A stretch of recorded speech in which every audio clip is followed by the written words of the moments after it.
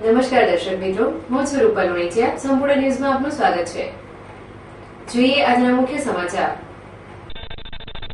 Palanpur ST વિભાગીય કચેરીના વિદ્યાર્થીઓ નોકરિયાતોને 6 માસનો પાસ કાઢી આપવાના નિર્ણય સામે ભાજપ યુવા મોરચાએ નિયામકશ્રીને આપ્યું આવેદનપત્ર.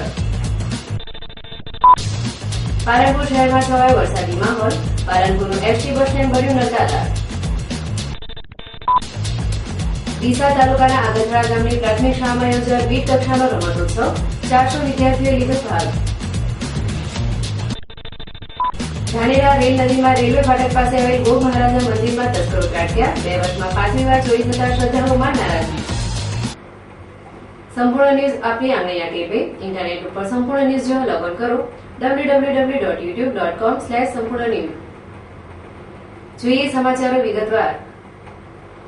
પાલનપુર એસટી વિભાગીય નિયામક કચેરી દ્વારા અપાતા વિદ્યાર્થી પાસ, નોકરિયાત, મુસાફરી પાસમાં એક સાથે 6 માસનો પાસ કાઢી આપવાનો આકરો નિર્ણય કરેલ હોય. આ નિર્ણય વિદ્યાર્થીઓ તેમજ પ્રજાના હિતમાં ન હોય મુસાફર જનતામાં રોષ જોવા મળે છે.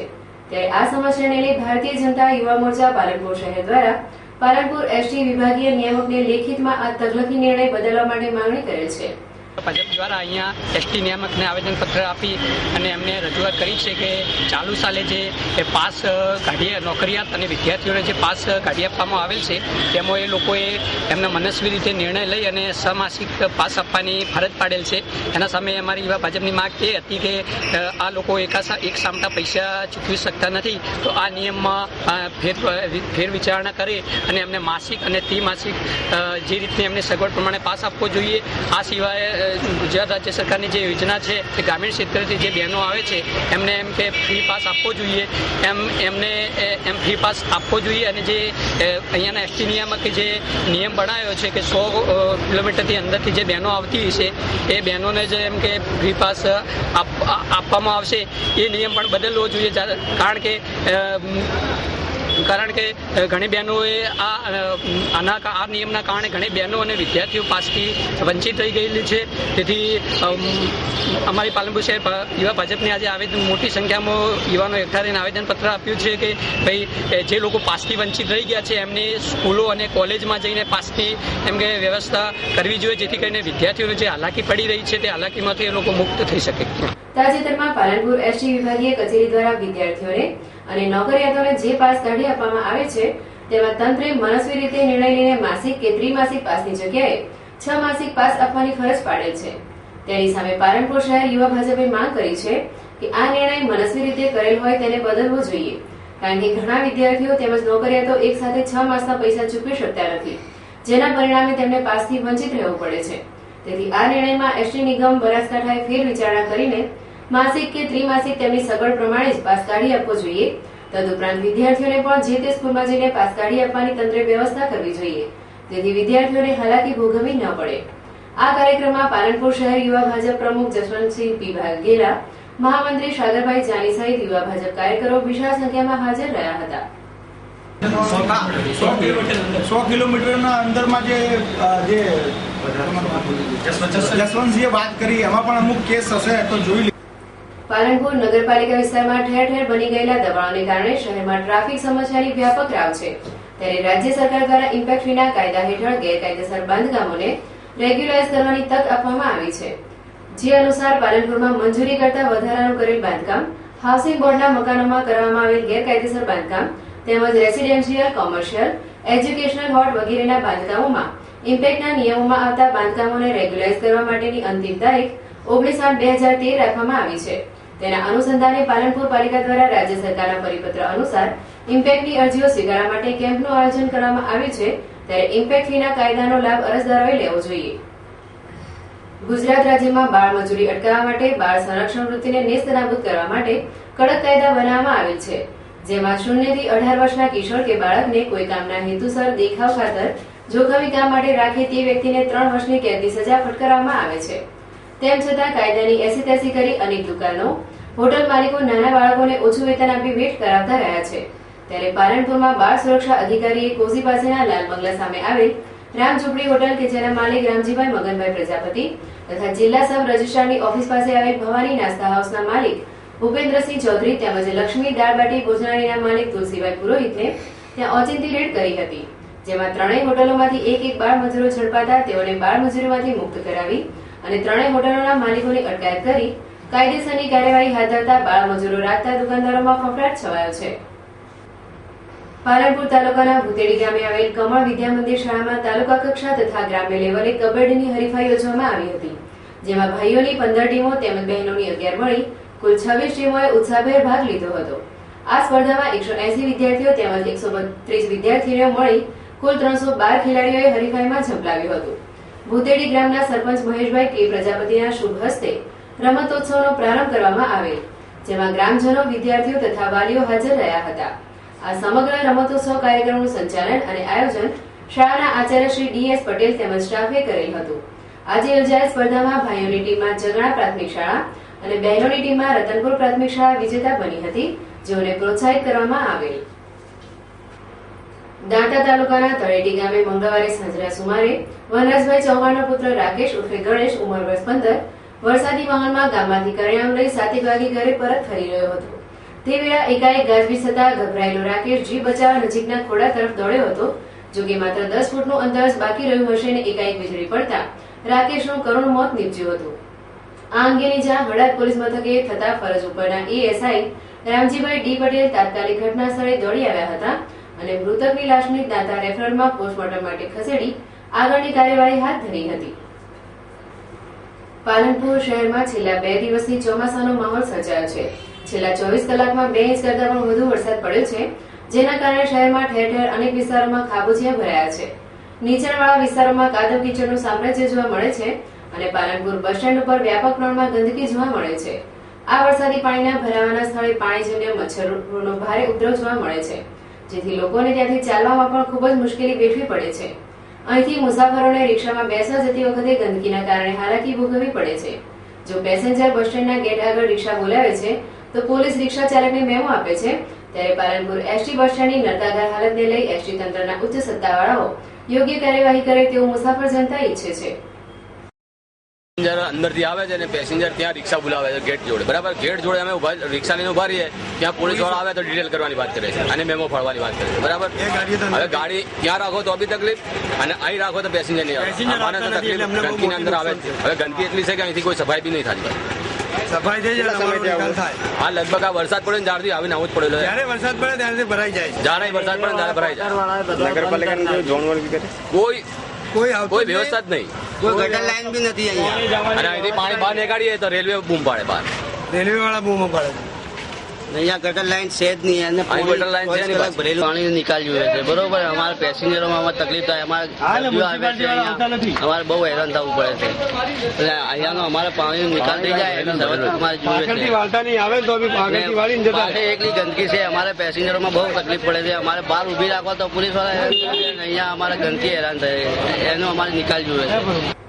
ડીસા તાલુકાના આગથડા ગામની શંકરપુરા પ્રાથમિક શાળામાં બીટ કક્ષાનો રમતોત્સવ યોજવામાં આવ્યો હતો, જેમાં ડીસા તાલુકાના આગથડા, વાસણા, લાખણી, કુડા, મોટા કાપરા, રામપુરા, વરનોડા સેન્ટરોના અંદાજિત 400 જેટલા વિદ્યાર્થીઓએ દોડ, ગોળાફેંક, ચક્રફેંક, ઊંચી કૂદ, લાંબી કૂદ, કબડ્ડી, ખોખો, વોલીબોલ વગેરે રમતોમાં ઉત્સાહભેર ભાગ લીધો હતો. જ્યારે આ કાર્યક્રમ માટેના મેદાન તથા ભોજનની વ્યવસ્થા જયંતિભાઈ પટેલ દ્વારા કરવામાં આવી હતી. આ પ્રસંગે ADI Hansaben, DRC Pravinbhai, CRC Venaji, Agathada centre શાળા આચાર્ય દેવજીભાઈ, રાજુભાઈ પ્રધાનજી, તાલુકા ડેલીગેટ સરપંચ ઢેગાભાઈ, સહદેવભાઈ પુરોહિત, મશરૂભાઈ નારણભાઈ, CRC કરશનભાઈ, ચિરાગભાઈ, ચંદનબેન, જાગૃતિબેન, ભાવિનભાઈ, જશુભાઈ વગેરે ઉપસ્થિત રહ્યા હતા. સમગ્ર રમતોત્સવ કાર્યક્રમનું સંચાલન અમરતભાઈ દેસાઈએ કર્યું હતું.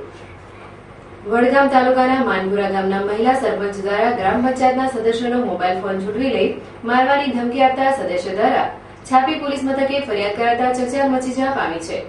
ફરિયાદી માનપુરા ગ્રામ પંચાયતના સદસ્ય નૂર મોહમ્મદ પીર મોહમ્મદ કરેડિયાના જણાવ્યા અનુસાર તેમના ગ્રામ પંચાયતની માસિક કાર્યકારિણીની સદસ્ય સત્રની બેઠક હોવાથી તેઓની હાજરી પત્રકમાં હાજરી લેવાથી સરપંચ દ્વારા ના પાડવામાં આવી હતી, જેથી સદસ્ય દ્વારા સરપંચને વિનવવા માટે આજીજી કરી હતી.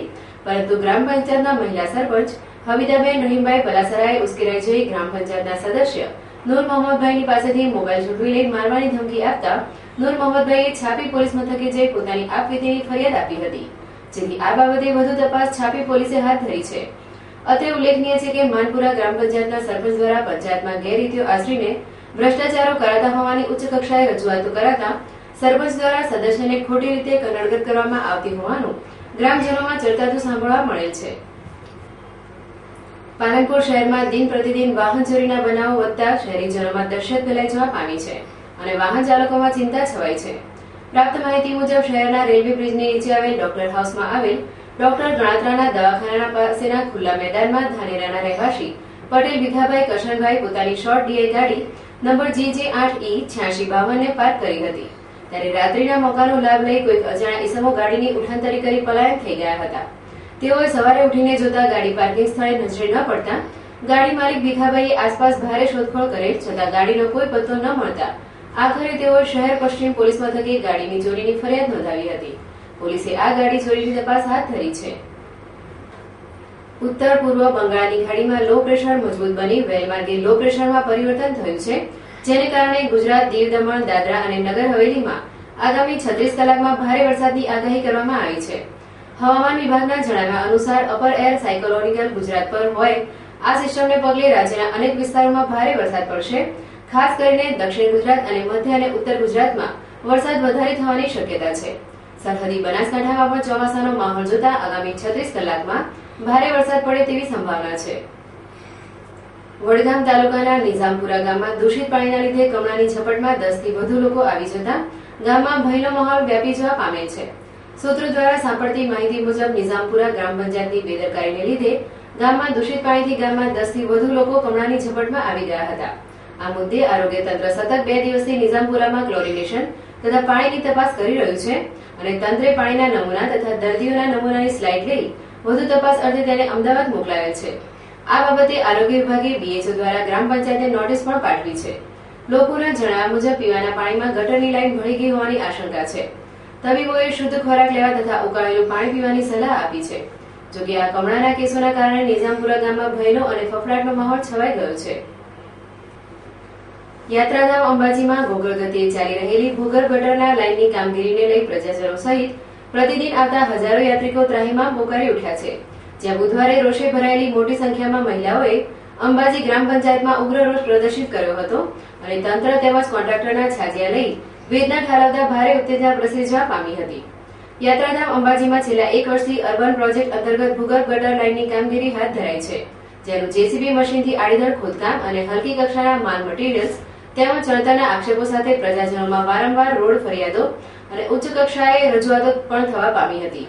તેમ છતાં અધિકારીઓ અને તંત્ર દ્વારા કોઈ જ કાર્યવાહી કરવામાં આવતી નથી. આથી ત્રસ્ત થયેલી અંબાજીની મહિલાઓએ બુધવારે રણચંડીનું સ્વરૂપ ધારણ કરી લીધું હતું.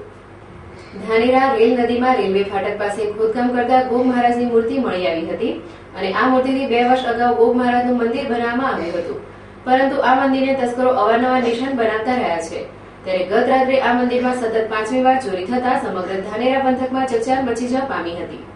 મંદિરના આગેવાનોનું કહેવું છે કે આ ગોગ મહારાજના મંદિરને બનાવીને 2 વર્ષ થયા છે અને તે 2 વર્ષમાં આજે 5મી વાર તસ્કરો ત્રાટક્યા છે અને મંદિરમાંથી ગોગ મહારાજની મૂર્તિ, ચાંદીના છત્ર અને દાનપેટી તોડી દાનપેટીમાંથી 14,000 જેટલી રોકડ રકમ ઉઠાવી ગયા છે. સવારે પૂજારી તેમના નિત્યક્રમ પ્રમાણે મંદિરમાં પૂજા કરવા આવ્યા ત્યારે મંદિરમાં બધું વેરવિખેર જોતા તેઓએ આસપાસના લોકોને અને ગ્રામજનોને બોલાવી પોલીસને જાણ કરતા Dhanera PSI GR Rabari police staff સાથે ઘટના સ્થળે પહોંચી ગયા હતા અને અજાણ્યા તસ્કરોને ઝડપવા ચક્રો ગતિમાન કર્યા હતા. ફરી એક નજર આજના મુખ્ય સમાચાર ઉપર. પાલનપુર ST વિભાગીય કચેરીના વિદ્યાર્થીઓ નોકરિયાતોને 6 માસનો પાસ કાઢી આપવાના નિર્ણય સામે ભાજપ યુવા મોરચાએ નિયામકશ્રીને આપ્યું આવેદનપત્ર. પાલનપુર શહેરમાં છવાયો વરસાદી માહોલ. પાલનપુરનું ST બસ સ્ટેન્ડ ભર્યું નજારા. ડીસા તાલુકાના આગથળા ગામની પ્રાથમિક શાળામાં યોજાયો 20 કક્ષાનો રમતોત્સવ. 400 વિદ્યાર્થીઓએ લીધો ભાગ.